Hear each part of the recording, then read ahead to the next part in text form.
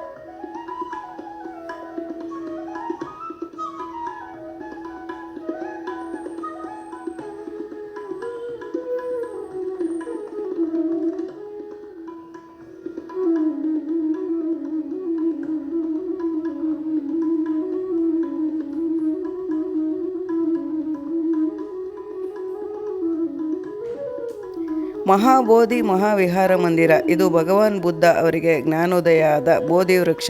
ಇದನ್ನು ನೋಡಿದಂತೂ ಒಂದು ದಿವ್ಯ ಅನುಭವ. ಒಳ್ಳೆ ಗಾರ್ಡನ್ ಮಾಡಿದ್ದಾರೆ ಮತ್ತು ಬೋಧಿ ವೃಕ್ಷವನ್ನು ತುಂಬ ಚೆನ್ನಾಗಿ ಸಂರಕ್ಷಿಸಿದ್ದಾರೆ.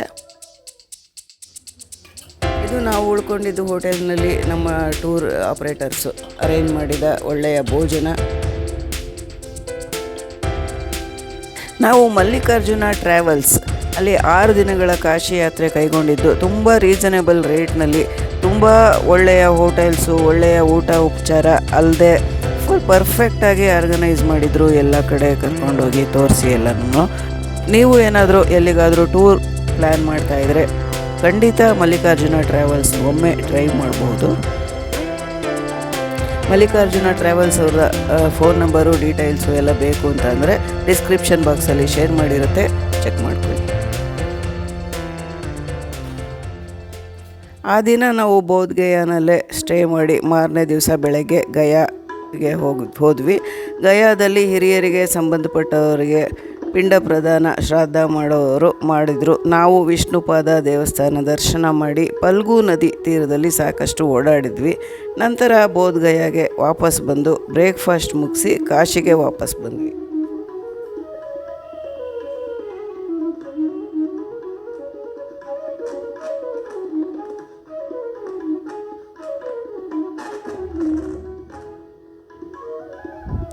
ನಾಲ್ಕನೇ ದಿನ ಬೆಳಗ್ಗೆ ಕಾಶಿಯಿಂದ ಹೊರಟು ಪ್ರಯಾಗ್ರಾಜ್ಗೆ ಹೊರಟ್ವಿ. ತ್ರಿವೇಣಿ ಸಂಗಮ ಅಂದರೆ ಗಂಗಾ ಯಮುನಾ ಸರಸ್ವತಿ ನದಿಗಳ ಸಂಗಮವಾಗುವ ಸ್ಥಳದಲ್ಲಿ ಸ್ನಾನ ಮಾಡಿದ ಅಪೂರ್ವ ಅನುಭವವನ್ನು ಪಡ್ಕೊಂಡ್ವಿ. ಸ್ನಾನದ ನಂತರ ಬಡಾ ಲೇತೆ ಹುಯೆ ಹನುಮಾನ್ ದೇವಸ್ಥಾನಕ್ಕೆ ಭೇಟಿ ಕೊಟ್ವಿ. ಇಲ್ಲಿ ಹನುಮಾನ್ ಮಲಗಿರುವ ಭಂಗಿಯಲ್ಲಿ ತುಂಬ ಅದ್ಭುತವಾಗಿದ್ದಾರೆ. ದರ್ಶನ ಮುಗಿಸಿ ಅಲ್ಲಿಂದ ಅಯೋಧ್ಯೆ ಕಡೆಗೆ ಪ್ರಯಾಣನ ಮುಂದುವರಿಸಿದ್ವಿ.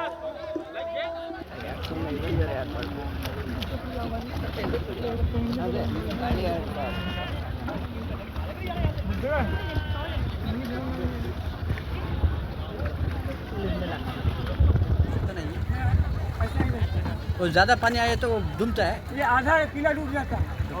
आधा किला.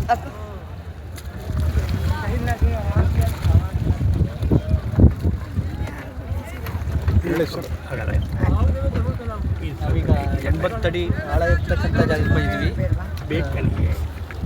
ಗಂಗಾ ಮತ್ತು ಯಮುನಾ ಸಂಗಮ ಆಗಿದೆ. ಸಂಗಮದ ಜಾಗ ಕರ್ಕೊಂಡ್ಬಂದಿದ್ದಾರೆ. ಬೋಟಲ್ಲಿ ನಾವು ಯಮುನಾ ತೀರದ ದಡದಿಂದ ಸ್ಟಾರ್ಟ್ ಮಾಡಿ ಇಲ್ಲಿ ಒಂದು ಪ್ಲ್ಯಾಟ್ಫಾರ್ಮ್ ಹಾಕಿದ್ದಾರೆ. ಇಲ್ಲಿ ಬಂದಿದ್ದೀವಿ. ಇಲ್ಲಿ ಗಂಗಾ ಯಮುನಾ ಸರಸ್ವತಿ ನೀರು ಸಂಗಮ ಆಗೋ ಜಾಗ ಅಂದರೆ ಮಧ್ಯದಲ್ಲಿ, ನದಿಯ ಮಧ್ಯದಲ್ಲಿ ಪ್ಲ್ಯಾಟ್ಫಾರ್ಮ್ ಹಾಕಿದ್ದಾರೆ. ಇಲ್ಲಿ ಕರ್ಕೊಂಡು ಬಂದಿದ್ದಾರೆ. ಸೇಫಾಗಿ ಅರೇಂಜ್ಮೆಂಟ್ ಮಾಡಿದ್ದಾರೆ. ಕುಂಭಮೇಳ ಟೈಮಲ್ಲಿ ಮಾಡಿರೋ ಅರೇಂಜ್ಮೆಂಟ್ ಹೀಗೆ ಕಂಟಿನ್ಯೂ ಆಗಿದೆ. ಒಬ್ಬೊಬ್ಬರನ್ನೇ ಅಲ್ಲಿ ಸೇಫಾಗಿ ಮುಳುಗಿಸಿ ಅಷ್ಟು ಮಾತ್ರ ಓಪನ್ ಮಾಡಿದ್ದಾರೆ. ನದಿ ಮಧ್ಯದ ಭಾಗ ಆದ್ದರಿಂದ ಒಬ್ಬರು ಸಪೋರ್ಟಲ್ಲಿ ಮುಳುಗಿ ಎದ್ದು 3 ಸಲ ಮುಳುಗ್ತೀವಿ. ಪವಿತ್ರವಾದ ಸಂಗಮ ಸ್ನಾನ ಆಗುತ್ತೆ. ಟೂರ್ ಗ್ರೂಪಲ್ಲಿ ನಾವು ಪ್ರೊಫೆಸರ್ ಚಂದ್ರಶೇಖರ್, ಅವ್ರ ವೈಫ್ ಜಯಮಾಲಾ, ಸೃಷ್ಟಿ ಅವ್ರ ಮಗಳು ತೃಪ್ತಿ, ಆಮೇಲೆ ಅರುಣ ಸರ್ ಅವರು, ರವಿ ಅವರು, ತಂಡಕ್ಕೆ ಹಿರಿಯರಾದಂಥ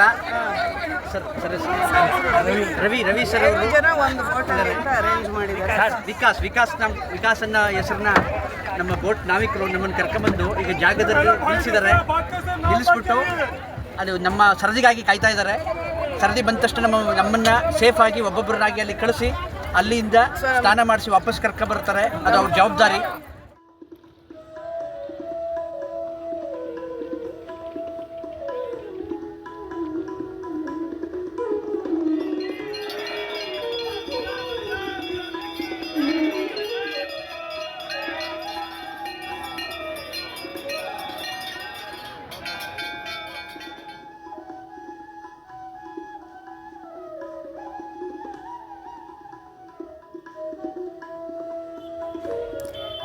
ನಾವು ಅಯೋಧ್ಯ ರೀಚ್ ಆದಾಗ ಸುಮಾರು ಸಾಯಂಕಾಲ 6 ಗಂಟೆ ಹತ್ತತ್ರ ಆಗ್ತಾ ಬಂದಿತ್ತು. ಹೋಟೆಲ್ ರೂಮ್ಗೆ ಹೋಗಿ ಫ್ರೆಶ್ ಅಪ್ ಆಗಿ ಆಟೋದಲ್ಲಿ ಹೊರಟ್ವಿ. ಸರಯೂ ನದಿ ವಿಸಿಟ್ ಮಾಡಿದ್ವಿ. ಅದಾದಮೇಲೆ ಲತಾ ಮಂಗೇಶ್ಕರ್ ಚೌಕ್ ನೋಡಿದ್ವಿ. ಇಲ್ಲಿ ಒಂದು ದೊಡ್ಡ ವೀಣೆಯನ್ನು ಇಟ್ಟಿದ್ದಾರೆ, ತುಂಬ ಸುಂದರವಾಗಿದೆ. ಇಲ್ಲಿಂದ ಹನುಮಾನ್ ಗಾರಿ ಟೆಂಪಲ್ ವಿಸಿಟ್ ಮಾಡಿ ಅಲ್ಲಿ ದರ್ಶನ ಎಲ್ಲ ಮುಗಿಸಿ. ಎಲ್ಲ ಕಡೆನೂ ತುಂಬ ರಶ್ ಇತ್ತು, ಆದರೂ ಬೇಗ ವ್ಯವಸ್ಥಿತವಾಗಿ ಅರೇಂಜ್ ಮಾಡಿದ್ದಾರೆ, ಬೇಗ ದರ್ಶನ ಆಗೋ ಥರ.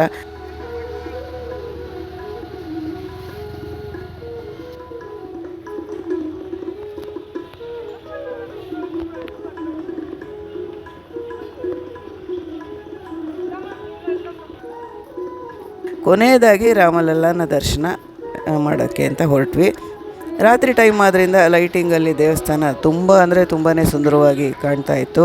ಅಲ್ಲಿ ಮಧ್ಯದಲ್ಲಿ ಸುವಿಧಾ ಕೇಂದ್ರ ಅಂತ ಒಂದು ಪ್ರಯಾಣಿಕರಿಗೆ ಹೆಲ್ಪ್ ಆಗಲಿ ಅಂತ ಮಾಡಿದ್ದಾರೆ, ಫೆಸಿಲಿಟಿ ಸೆಂಟರ್ ಥರ. ಅಲ್ಲಿ ಮೊಬೈಲು, ನಮ್ಮ ಬಿಲಾಂಗಿಂಗ್ಸ್ನ ಎಲ್ಲ ಇಡೋದಕ್ಕೆ ವ್ಯವಸ್ಥೆ ಇದೆ. ರೆಸ್ಟ್ ಮಾಡೋದಕ್ಕೆ ಜಾಗ ಅದ್ಭುತವಾಗಿ ವ್ಯವಸ್ಥೆ ಮಾಡಿದ್ದಾರೆ. ಅದನ್ನೆಲ್ಲ ದರ್ಶನ ಅಂತೂ ತುಂಬ ಚೆನ್ನಾಗಾಯಿತು. ಒಳಗಡೆ ಅಷ್ಟೊಂದು ರಶ್ ಇದ್ದರೂ ಸಮಾಧಾನದಿಂದ ಹೆಚ್ಚೊತ್ತು ನಿಂತು ದೇವರನ್ನು ನೋಡೋದಕ್ಕೆ ಅವಕಾಶ ಇತ್ತು. ತುಂಬ ಖುಷಿಯಿಂದ ತೃಪ್ತಿಯಿಂದ ಹೊರಬಂದ್ವಿ ದರ್ಶನ ಮಾಡಿಕೊಂಡು.